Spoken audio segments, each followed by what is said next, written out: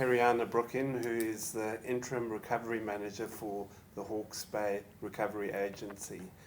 Kia ora, Keriana, and thank you for talking with us. Kia ora. Your appointment is in response to Cyclone Gabrielle. What is your role as Interim Recovery Manager? So I've been appointed under the National Emergency Management Act as the Interim Recovery Manager to set up the establishment of the recovery, including the establishment of the Recovery Agency. And that includes a number of things around planning, communication, gathering of information in order that the recovery plan can be produced for Hawke's Bay.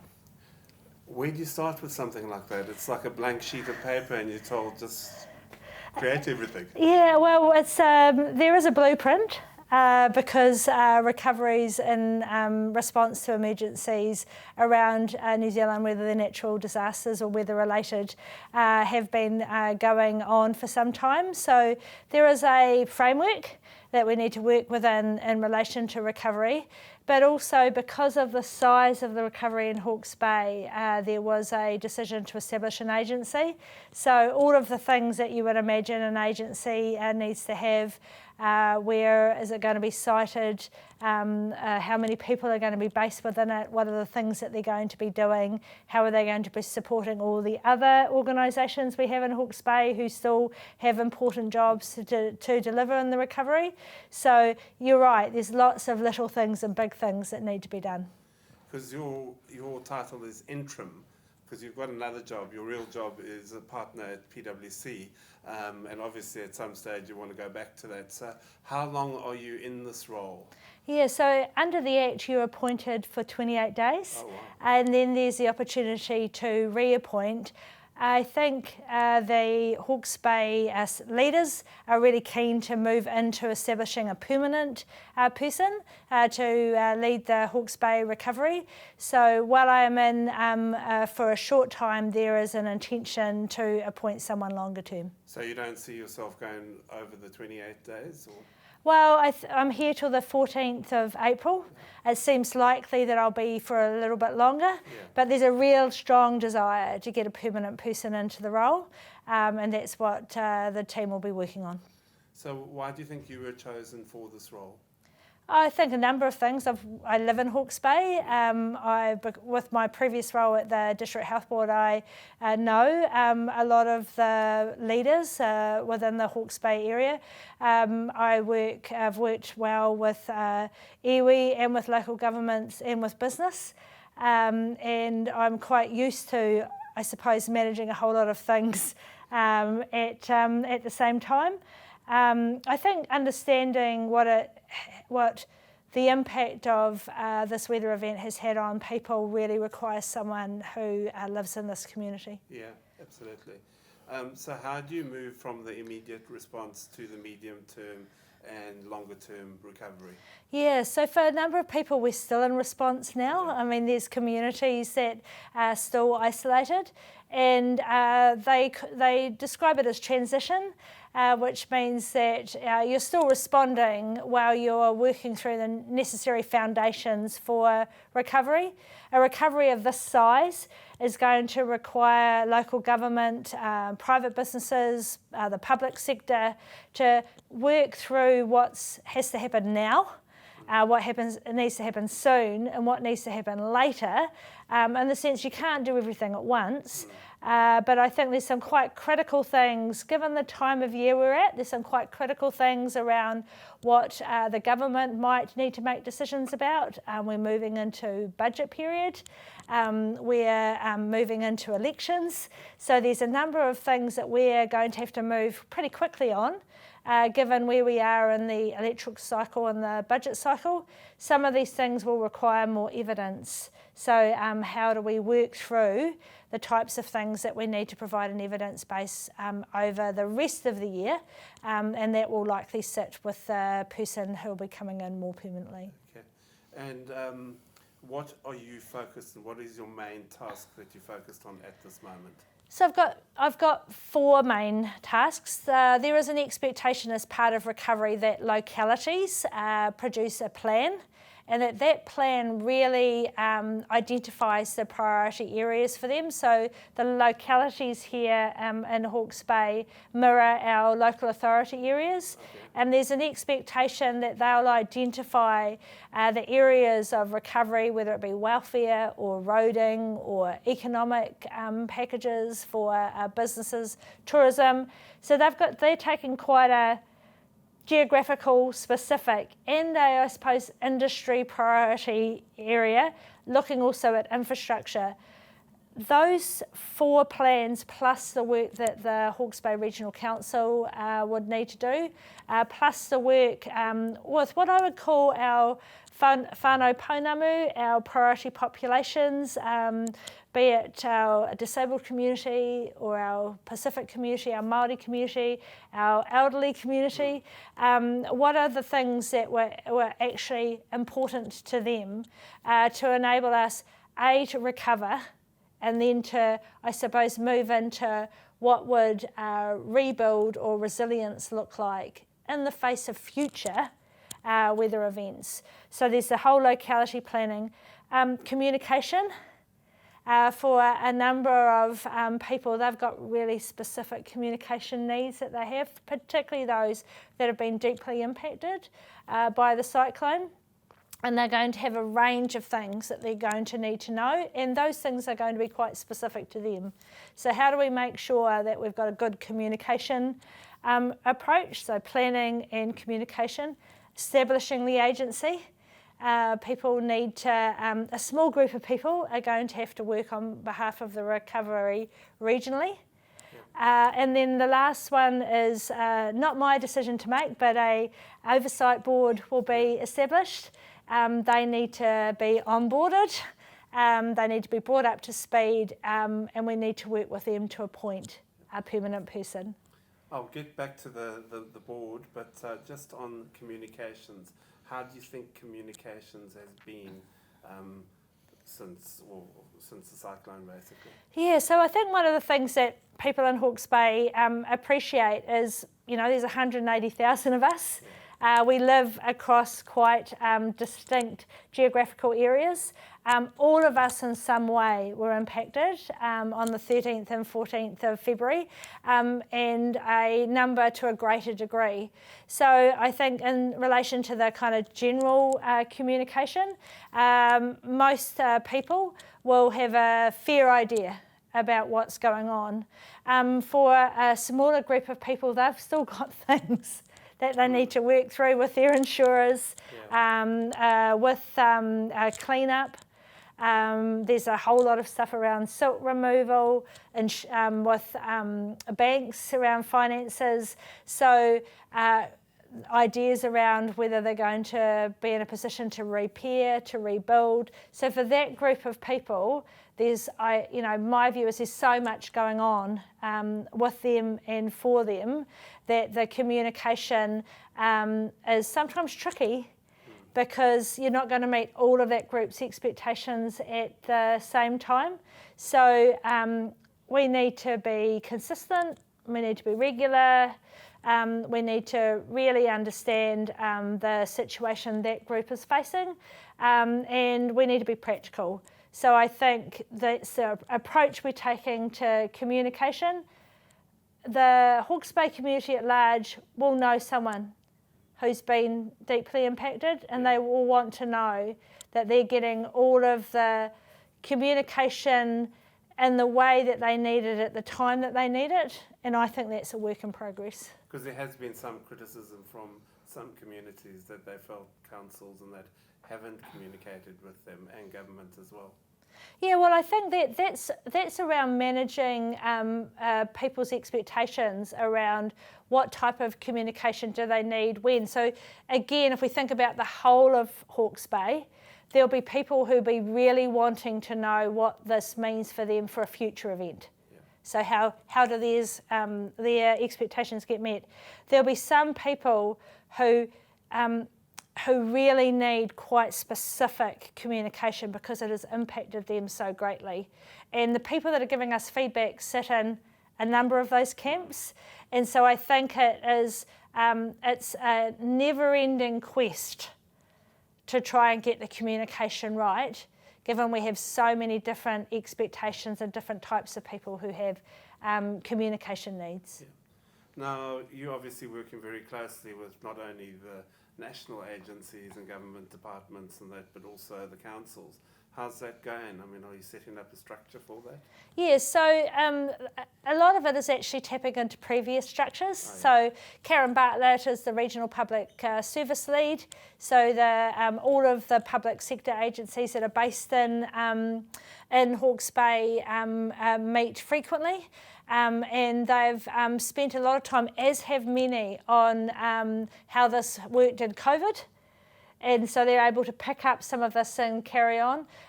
Local government, the four councils and the regional council, again, already work together. So it's a matter of kind of plugging into things as opposed to creating things. I've met with a number of those groups, including with mana whenua. These people are whether it's industry or mana whenua or councils or regional public service, are pretty well organised already. So don't need to create anything new. Okay. Now, you spoke about setting up an office and that. How's that going, and when do you, because you're based now in the Hastings District Council, is that going to be somewhere else, or where's your... Yeah, so I think, we see ourselves as a recovery agency as a coordination organisation. We'll have some work we need to do around communications and planning and intelligence, but we're certainly not expecting a large agency. So we're looking at the moment for some accommodation, 20 people or less. Yeah. And it just needs to be somewhere where people can come together, but most of the time we'll be relying on our relationships with organisations already in place. Okay. Now, you spoke about the board that's going to be set up. There are going to be 6 locally appointed directors and an independent chair, as far as I'm aware. This can be appointed by government. Do you have any details of the time frame for this? No, I mean that sits with our Minister for Hawke's Bay Recovery, Minister Nash, and that's a process that he's working through with key stakeholders here in Hawke's Bay, and then we'll have to work through with his cabinet colleagues. But you'd think it would be sooner rather than later they'll want to get that up and running? I think these are decisions that that will need to be made over the next wee while. So, and including the establishment of the permanent persons. So, it is one of those things which I would be surprised if we got to Easter and that wasn't landed. Okay. And they're going to be bold in the regional recovery plan. Do you have any idea or any thoughts on what this would look like? Well, since the event, people have been pretty clear. I mean, the impact of the event is pretty clear on Hawke's Bay. Yeah. So there'll be matters of roading, there'll be matters of flood protection, there'll be the impact that it's had on our primary industries. There'll be ongoing whānau and social wellbeing that will need to occur, whether that is psychosocial programs of support for people. We still have people that will need to make decisions about where they live while they're rebuilding or repairing. So housing is going to be continue to be an issue, given that it was a pre-existing issue here in the Hawke's Bay. Yeah. So all of these things are not new. We're always having to think about bridge repairs and sock bank maintenance. They've just been amplified by the situation we find ourselves in. Yeah, absolutely. What do you see the biggest need in Hawke's Bay at the moment? Is that too difficult? I mean, I think there isn't a... Going back, I think certainly there's an infrastructure need. So whether that's waste management or roads or insurance, bridges, culverts. I mean, there's the electricity, telecommunications, all of these things need to be looked at. Yeah. Then there's the environmental considerations Yeah. that need to be looked at, primary industry, and because it has such an impact on a thriving Hawke's Bay economy. The whānau and social well-being. I mean, there's areas of cultural significance that have been profoundly affected by the weather event. There are marae, there are churches, there are people sleeping on mattresses in marae or on the homes of their, floors of the homes of their loved ones. Yeah. I think those things are important. And then there's the whole economic stimulus beyond primary industry. We've got a large number of small and medium enterprises, tourism, so it'd be like asking me to pick my favourite child, all of those things. Yeah. And they are actually connected to each other. So you can't take one without thinking about the rest. Yeah. Because you spoke about people and the traumatic experience, losing their houses, and others have lost their jobs and things like that. How long do you think, and also with the infrastructure, I mean, we're talking years here before we get back to a sense of normal. Well, right? I certainly think that most residents of Hawke's Bay don't think a lot, because we don't have to, about the kind of the roading fabric of Hawke's Bay and what little bridges and big bridges look like, what roads look like. I think that people are really aware that we live in a primary industry area, but they're probably not completely aware of what happens when it's impacted in this way. So there's only a certain amount of people available in New Zealand to do some of the rebuild or repair work. Yeah. And we've got other regions around New Zealand that have been impacted in various degrees as we have. So yeah, I think we have to imagine that there will be quite a lot of work that will need to be done over quite a long time. But that's quite normal. Given it doesn't matter where you drive in Hawke's Bay, pre-weather event, some roadworks was happening somewhere. Yeah. So, yep. No, that's all good. So what lessons can be learned from the cyclone? Oh, I think that there will become a time, which is what happens in serious weather events, where there will be a review around things like the civil defence response. There'll be reviews around what type of weather we were expecting, what weather did we receive, the estimations around our stability or vulnerability of our stock banks, what happens when we get the amalgamation of lost power, lost telecommunications, lots of water really fast. I mean, I think there's a lot of lessons to take from this. And if we look at our other colleagues around New Zealand, if we look at Taitokoro, if we look at Te Tairawhiti, they haven't, I suppose, experienced the gravity of the weather response that we had here, but they have had multitude of weather events that have left them now with some decisions that they have to make. We'll get some lessons from that, and they'll get some lessons from us. Yeah. Just a couple more questions to go.